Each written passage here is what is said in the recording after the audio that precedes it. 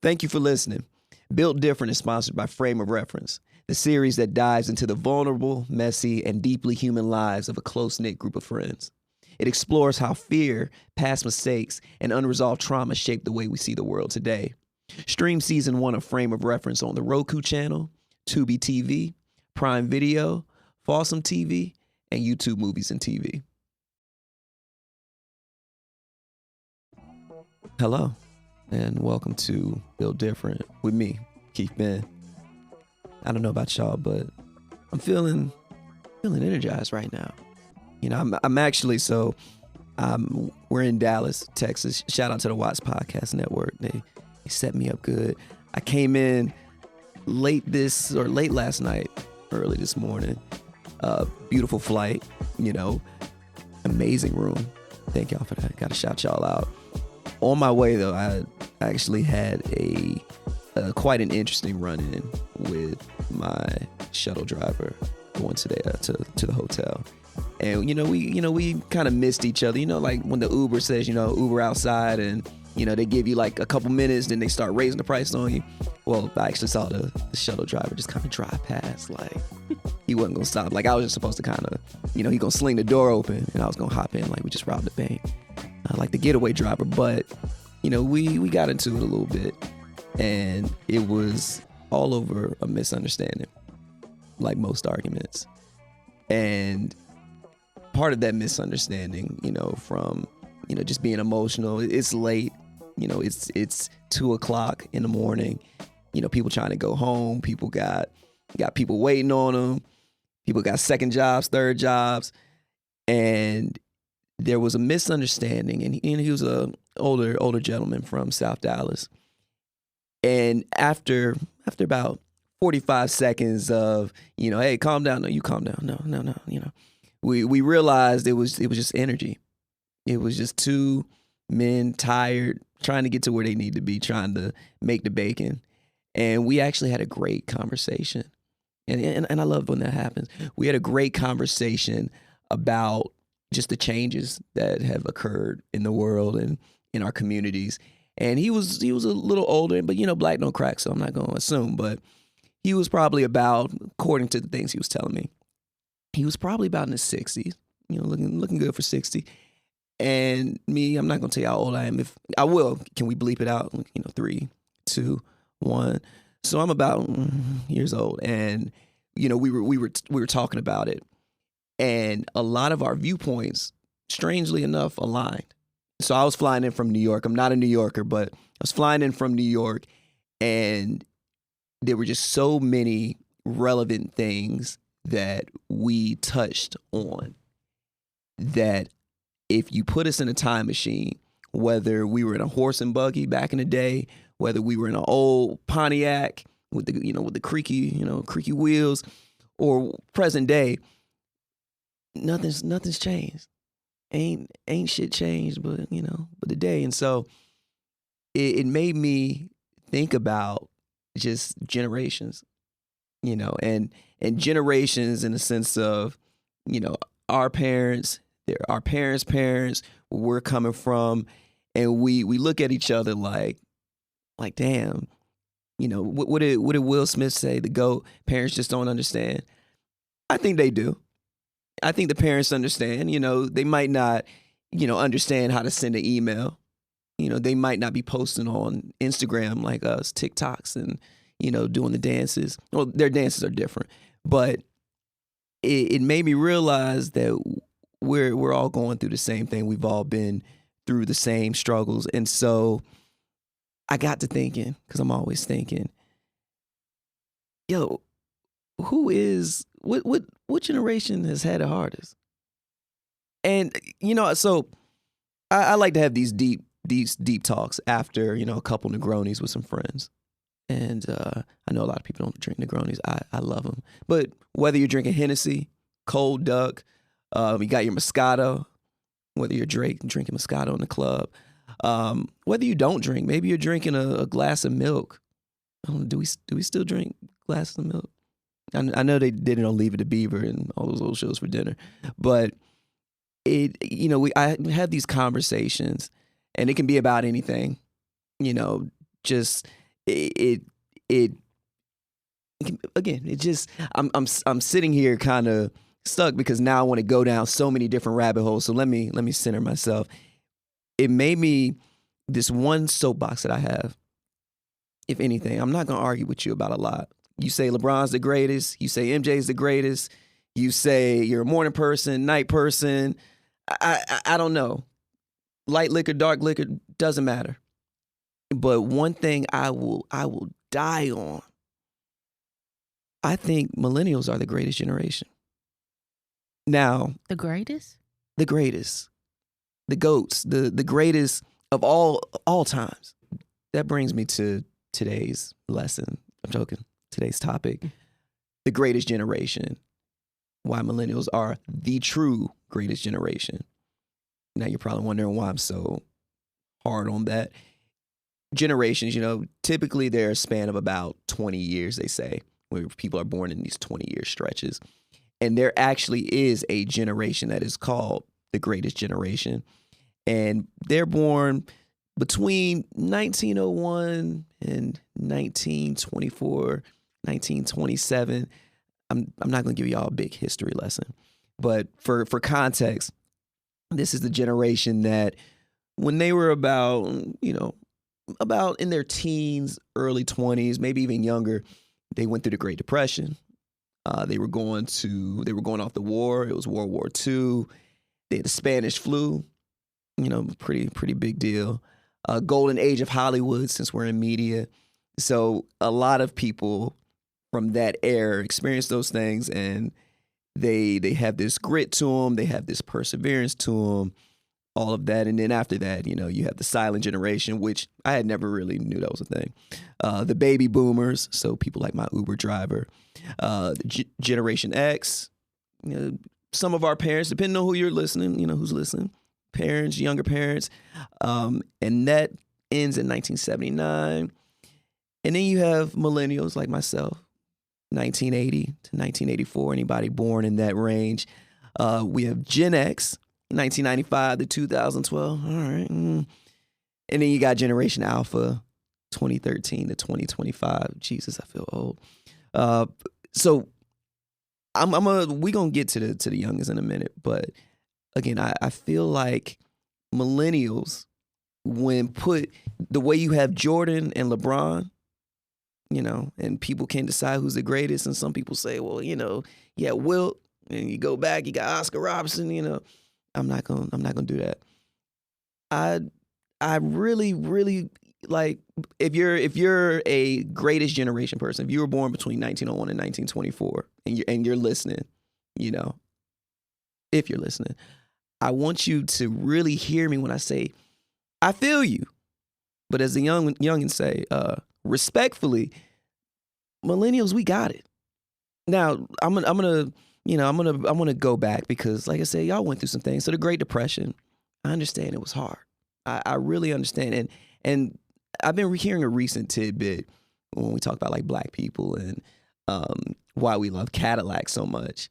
And I won't go into the history, but and maybe I want somebody to do the reading yourself. I'm not gonna tell you exactly what it is because I'm gonna probably butcher some shit, and I don't want to do that. But essentially, Cadillac was an ally to black people, and that's why anytime I see a Cadillac CTS, I'm just innately just like, oh my God, that is a beautiful car, like a nice red Cadillac CTS, or one of them old school Cadillacs like my grandma used to have. She would threaten to run people over every now and then. Rest in peace, Grandma Sweepy. But anyway, the Great Depression, a lot of people suffer, but I know a lot of millennials will say, well, what you think it is now? Life isn't super sweet. I mean, I think there are things to be grateful about, but we've gone through recessions and such. World War II, that was a greatest generation thing that a lot of people went off to fight. God bless them. We've had some of our friends and family members who've gone off to war as well, and people say that World War III and blah blah blah. But we're not here to talk about that. We also have the Spanish flu, or in our case, COVID. Now I think the difference is they weren't doing TikTok dances and going viral back in the day. But, we had COVID, which was weird. And, shout out to, like I said, shout out to my youngins, Gen Z and especially Gen Alpha, who had to go to school on the computer. It reminded me of growing up when it would snow outside and I would be watching TV and look at a little ticker and I'm like, dang, I hope I see my school district. Come on, God. It was like I was watching the lottery at 12 years old. Like, come on, 2 hour delay. Meanwhile, my mom's just sitting there like, I need this kid to get out the house. Like, get out my damn house so I can take a nap. But anyway, all right, let's talk about it. No, seriously, that's exactly what Jordan does on So About That. Whether her conversation is breaking down why nostalgia is a scam, figuring out if we're bad at relationships, or asking why activism has turned into a digital performance. This podcast is where culture, curiosity, and a little bit of side-eye come together. Hosted by Jordan Hora, So About That is for the thinkers, the overanalyzers, and the ones who love a good debate over brunch. They're building community, challenging beliefs, and probably exposing a few contradictions of their own along the way. It's all love, though. Listen to So About That anywhere you get your podcast. But I believe Generation X, Millennials, Gen Z, we are the zodiacs of, oh, I'm an Aquarius. Oh, I'm a Pisces. Like, I feel like we're quick to claim what we are. We're quick to say, well, this is how we do it. This is, oh, these youngins, all that. You know how it goes. It's very much, growing up, I would walk through my neighbors' yards and I know they were looking through the window like, get off my yard. Like, just stay off my grass. And now when I see kids, walking through my yard, I'm just like, them damn kids, get off my grass. But, people talk about old souls and young souls, but there is a shared experience. So I think, again, for millennials, a lot of us can relate to, just like you see those DraftKings tickers at the bottom nowadays. A lot of us remember when sports betting, I mean, you couldn't bet on sports like that. You have older generations who looked at Pete Rose and say, damn,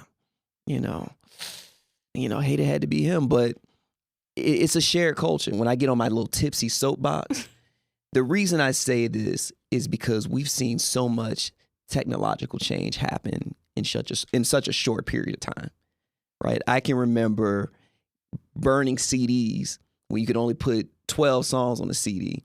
And then next thing you know, you got little MP3 players where you can listen to 1 million songs on a device about as big as a credit card. We went from y'all remember the projectors they were wheeling into the classrooms. We had past generations that remember that. And now, we've seen it go from that to Google Share drives to children having laptops in classrooms. We've seen it all.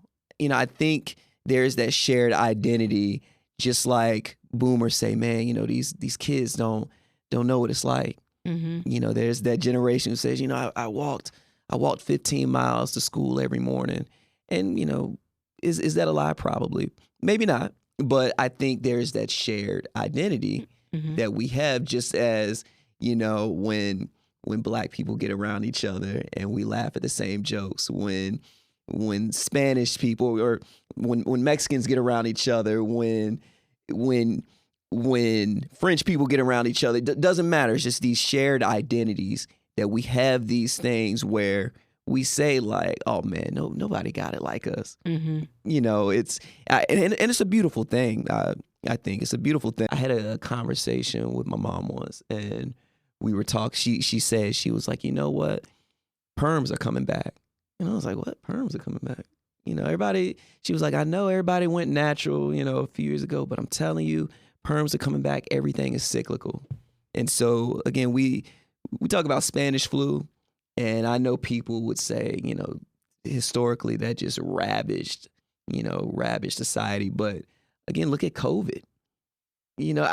Yes, we had the technological advancements to know to, just as simple as washing our hands, which a lot of people don't do. If you're listening right now, you should probably go wash your hands in this moment because they're probably dirty, nasty ass. But anyway, I think that we, like you said, we have it's like different, like you said, shared assignments, because the next 20 years, Gen Alpha, you know, we know Gen Alpha is going to have their own things to go through. And for a reminder, Gen Alpha, what's that? 2013 to 2025.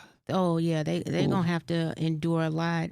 When I think about Gen Alpha, I think about the Terminator and how Skynet AI. I mean, to be honest, I think you don't know what you have until it's gone. So, you know, life was all peachy keen in 2000. You know, September 10th, 2001. I mean, life is great. I'm playing PlayStation. I'm riding bikes. I'm outside. There's no TikTok. There's, you know, and then the next day, everything changes in the blink of an eye. So I think, as I'm sitting here saying millennials are the true greatest generation, 10 years from now, 20 years from now, somebody from Gen Alpha might sit here and say Gen Alpha is the alpha generation. Can we give the audience something to think about? Sure. Okay. So I believe everyone could say that their generation is the greatest generation, but I hope that we can give them something to think about. It's like, what did you receive from your generation? What are you willing to protect? And then what are you willing to carry on? And I think, or are we going too deep? No, you can never go too deep. So if we're supposed to carry, if this generation is supposed to carry something, are they aware of what it is they're supposed to carry, what it is they're supposed to protect, what it is that we should be passing along? I don't think, you know, in terms of protection, life changes so much. What are we truly protecting? Humanity, kindness, the ability to see people, to not get so, what's the word, Keith? Not to become so cynical that no matter what, like the Great Depression could have just shut everybody. They all could have lost hope, right? Yeah. But they didn't. You know what I'm saying? We could have lost hope after Vietnam, that generation, but they didn't. Civil rights era. Yeah, we could have lost hope during the civil rights era. That generation didn't. And what a beautiful era to speak about, because I feel like Dr. King is someone that's always resting heavy on me. What did he carry on? What is his legacy worth protecting? Is his legacy worth, one, receiving? Of course.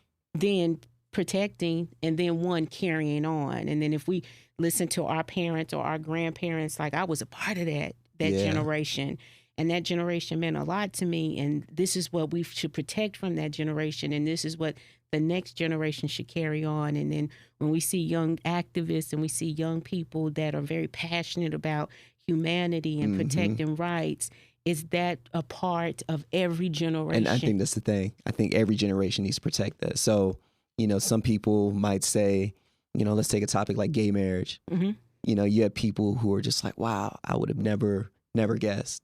You know, or you take another issue that is, you know, just polarizing. But I think to your point, it's those same values of kindness, understanding, love, patience that is the reason we're all still here. So I don't think that's a millennial thing. I don't think it's a boomer, greatest, alpha, Gen Z. I think that is just something that, you know, and even just that activism that you mentioned. Because there's always going to be something to fight for. The millennial generation, do not hate me for this.